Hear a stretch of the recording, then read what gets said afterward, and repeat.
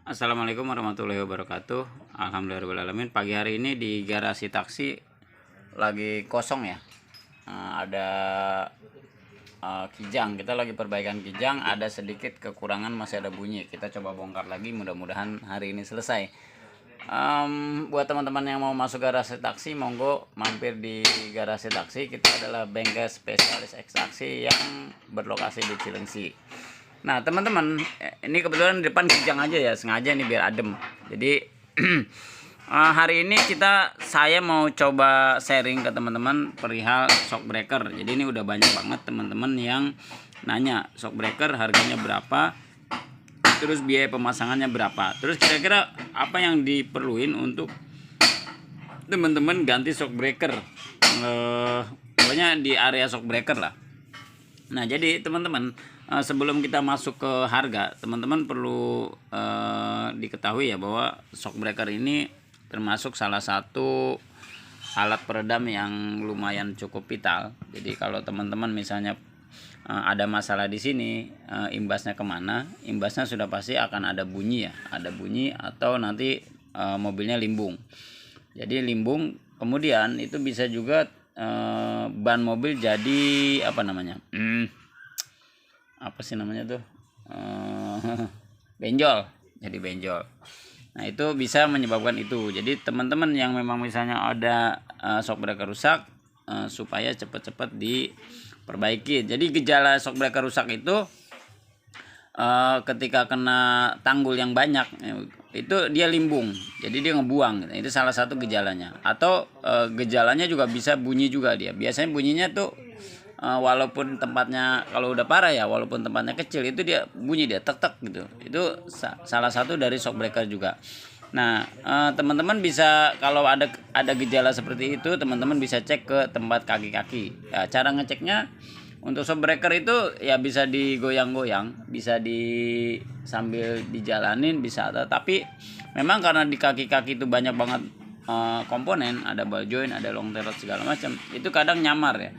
Jadi lebih enaknya kalau mau ngecek shock breaker, lebih yakinnya memang dibuka. Nah setelah dibuka shock breakernya, terus dicek bahwa shock breakernya bagus apa enggak. Contohnya gini, ini udah kita buka, ini shock breaker Vios ya, ini udah kita buka. Nanti akan kita coba cek. Nah kayak gini tuh, ini turun aja udah nggak konstan tuh turun bles. Jadi harusnya dia konstan. Nah ini cirinya udah pasti rusak tuh. Nah, dengan dia nggak mau ngangkat. Jadi ada dua, bisa jadi dia lemah, bisa kadang-kadang dia ngangkat ke atas tapi pelan. Nih kayak gini, dia ngangkat pelan. Atau dia sama sekali nggak ngangkat ke atas. Nah terus untuk teman-teman komunitas Vios Limo atau khususnya Toyota ya, khususnya Limo lah Gen 2, kita coba mengerucut ke mobil Vios Gen 2 atau Gen 3 Limo. Itu sebenarnya oriannya apa sih? Nah oriannya Vios Limo itu adalah Tokicho teman-teman. Nih Tokicho oriannya, nggak kelihatan ya, nanti bisa dilihat di sini. Jadi oriannya bisa dilihat di sini. Nah terus ini banyak banget yang terkecoh sama harga ya di online ya. Teman-teman suka ada harga dibilangnya ori, tapi harganya kisaran di bawah 1 juta. Ini tuh kalau dia Lexus atau dibilangnya ori, itu sudah pasti nggak ori. Kecuali memang ada yang bahan-bahan yang jadi pindah ke dalam ya. Jadi di luar agak lagi berisik. Sampai mana tadi ya? Dari harga. Jadi teman-teman kalau beli di online, memang online sama offline harganya jauh ya. Kalau offline tuh bisa kisaran selisih di 150.000. Nah teman-teman, tip dan trik untuk belanja di online yang pasti kalau bisa di officialnya, misalnya Toyota official atau misalnya Trivindo official misalnya, atau lihat reviewnya. Terus kedua ada lihat harganya. Banyak banget teman-teman yang bilangnya ke kita ori, tapi ketika kita cek harganya berapa, harga misalnya 700. Nah kita cek itu udah pasti 99% bukan ori kalau harganya di bawah 1 juta ya. Jadi nggak mungkin dengan harga 2 juta, 1.800.000, 2 juta itu harganya jadi 700. Biasanya itu ribilan. Jadi teman-teman jangan terkecoh sama harga, biasanya ribilan. Banyak kejadian. Nah terus enaknya bagaimana? Nah enaknya bagaimana? Balik lagi ke budget teman-teman.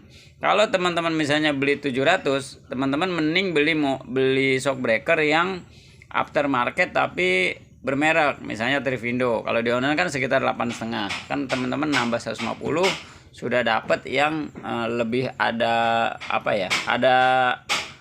ada garansinya lah. Kalau Trivindo misalnya gini, ada merek Trivindo, ada Bensko, ada Univar, itu harga-harga yang kisaran di 1 juta ke bawah atau paling mentok di 1.100.000. Teman-teman lebih baik itu dibanding teman-teman cari harga 700 atau 800 bilangnya ori. Itu udah pasti suntikan ya. Nah, terus itu untuk harga ya.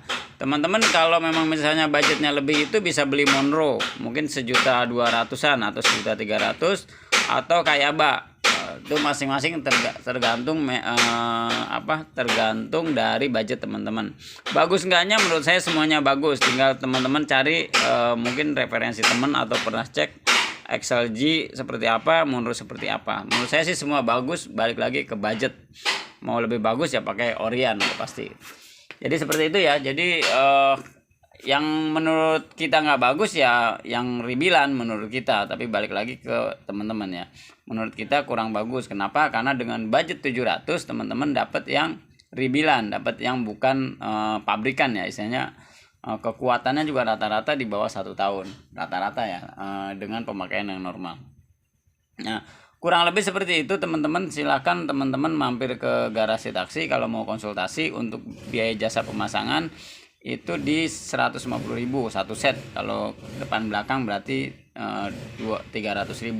Nah, terus yang teman-teman perlu perhatiin, jadi di shockbreaker ini ada namanya bearing stud, ada namanya karet support. Nah, itu juga mungkin bisa diperhatiin supaya nanti teman-teman ketika memang misalnya ganti itu, misalnya bearing shootnya rusak, itu mesti diganti.